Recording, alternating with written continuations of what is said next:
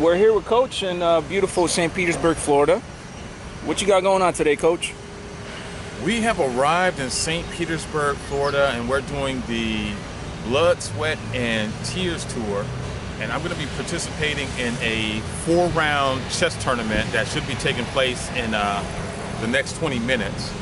And I'm excited to be in another part of the U.S. that I haven't been to. This is my first time being in St. Petersburg, and it's quite scenic. The people are very friendly, and we've had the opportunity already to see some interesting sights.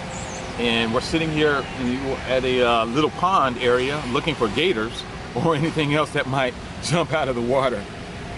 But we're excited and raring to go. What kind of chess tournament we got today? This is going to be a IRL traditional format. It's not going to be blitz, so I believe the time control is going to be something like game 20 or game 30. I don't even know. It doesn't really matter to me. But I'm going to be playing 3 rounds.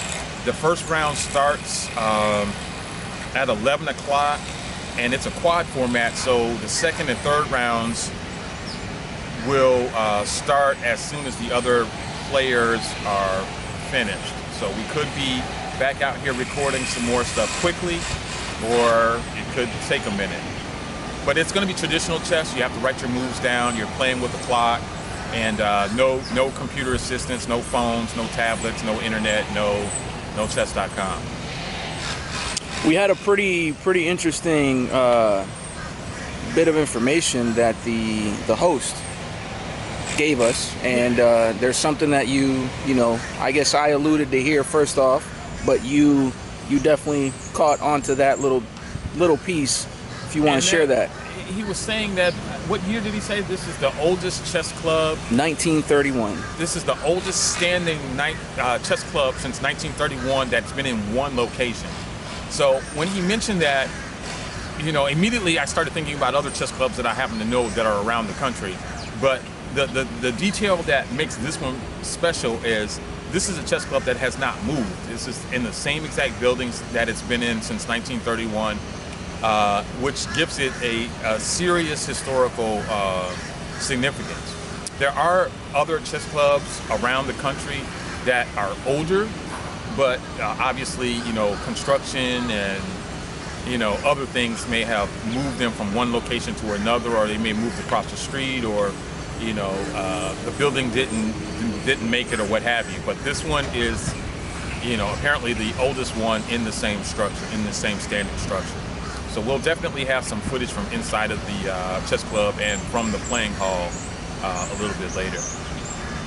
And when you say that you have to write your moves down and whatnot, me coming from a non-background, non-chess background, how are other experiences in a traditional sense? Well, so that's a good question. Writing your moves down kind of predates the internet. So people who are accustomed to playing chess on the internet don't really worry about recording their games in any way, because you're playing on the internet, and by definition the game is being recorded. But traditional chess, where you're playing over the board, in order to validate, you know, the games, each player writes down both their moves and their opponent's moves. And if there's any discrepancy or any dispute, you know, the tournament director or arbiter will reference those moves to make a decision on, you know, what actually happened. So, and it is required in order for the game to be ranked or rated in the United States Chess Federation that these moves be recorded in such fashion. That's how they keep the integrity of ratings valid. Will you run into any chess tournaments where they're actually not doing that? None that won't be ranked. Okay. None, and that's the only way that you can get it ranked, unless it's a blitz tournament where the time control is 5 minutes or faster. Then there's no requirement for you to record your moves. Now you say blitz, and again, can you explain that a little bit? Blitz chess is the fast time control chess that you typically see us on the internet, where the moves are just happening almost instantaneously. So you'll have the opportunity to see some of that IRL, where it's kind of like what you see in the movies or on television, where the person is making the move and hitting the clock, and it's kind of frantic. So there's no recording in those type situations, but it's called speed chess or blitz chess, and you typically have 5 minutes per side for the entire game. Okay. And what would happen after the 5 minutes? That's a If you automatic. run out of time, you lose. Okay. If you run out of time, you lose. So the entire game has to end in 5 minutes. And there are other versions of blitz chess where the entire game ends in 3 minutes. But over the board, it's more typical to play 5 minutes. How many rounds are you doing today? For the quad, I think it's either 3 or 4 rounds. I think it's 3 rounds for the quad because I can't play myself. So I'm going to play 3 other people. Okay. And is this something that you've been? Is this the format that you've been experiencing on your tour? This is my first quad event. I would be happy to do more quad events because they're less time consuming, and it does afford me the opportunity to kind of see more of the environment and possibly the club or the town or what have you, and still have the official record that I played in that particular location. My next event is going to be polar opposite of this, where I'll be playing over a 9-day period, and it's basically going to be 1 game a day. So I'm going from playing 3 to 4 games a day to playing 1 game a day over a 9-day period. If you had to choose, which one would you prefer to do more regularly? Well, technically, you could do quads every day. So quads are more accessible. But the competition is going to be better in the longer events. That was my next question. The quality of the player. The quality of the players are going to be in the longer events. And the longer events tend to have better prizes, etc. Okay. Is there a reason why they would be a little bit, why you would find more quality players in the longer ones? The longer events people tend to prepare for. So they forecast these events technically years in advance. So people knew that the U.S. Open was going to be in Michigan 2 years ago and may have been preparing for 2 years to come to this event. I liken the U.S. Open as the retirement circuit. This is the tournament where retired chess players who are generally well-to-do, who can afford to move around, will say, okay, I'm going to go play in Michigan this year, or I'm going to go play in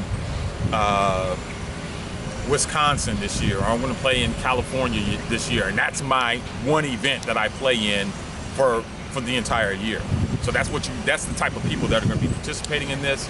There are side events where they have scholastics, the Dinker, the Barber, and the NGIT. These are scholastic events where they recognize the best male and female students from every state, and they play for scholarships that will lead into the U.S. Open.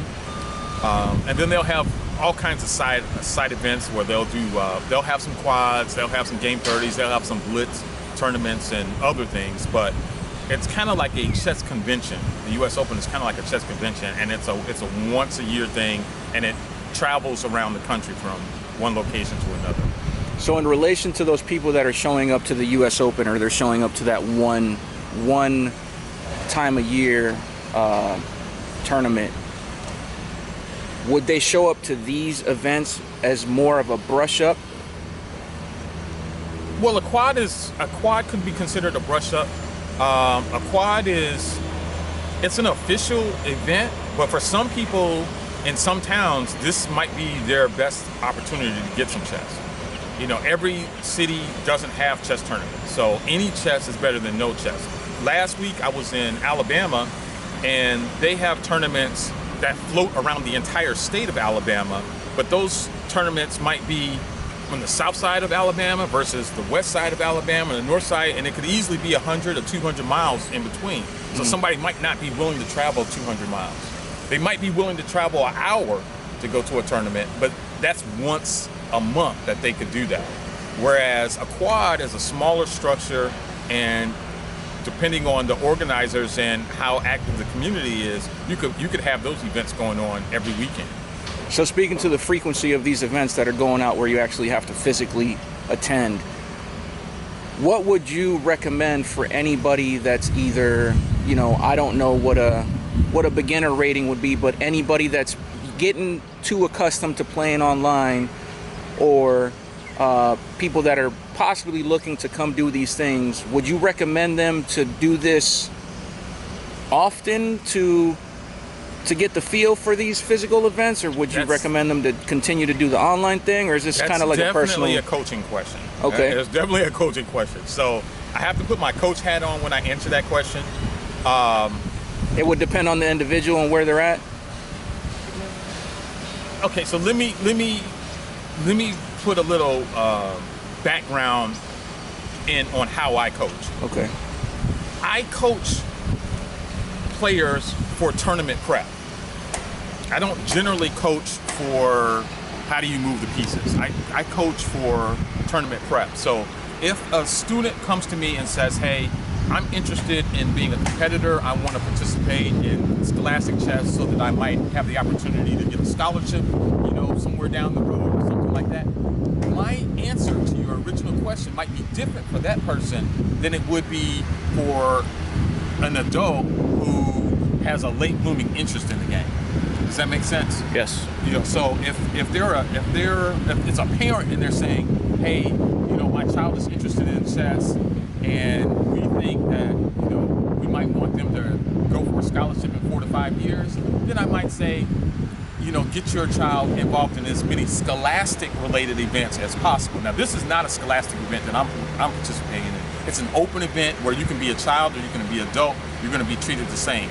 I would not recommend an event like this for a child because it's going to be an official record of their progress. A scholastic event, they're a little bit more lenient on, your level. So you won't be considered a professional by playing in a scholastic event. But the minute a child starts playing in open events, they're considered a professional, and it may hamper their ability to be able to get scholarships depending on how long they've played.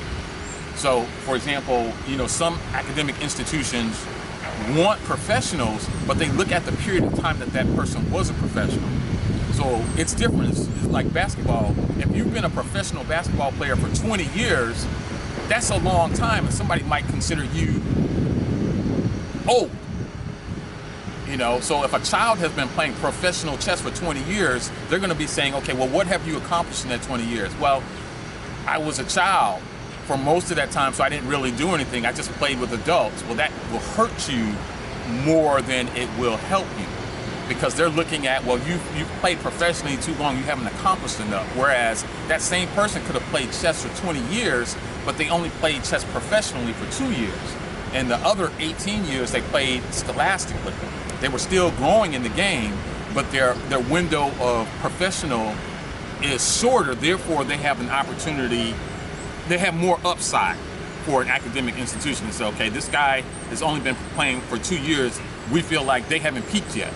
Whereas somebody who started playing in open events at a younger age, they're going to say, well, you should have probably already peaked. We're going to look past you.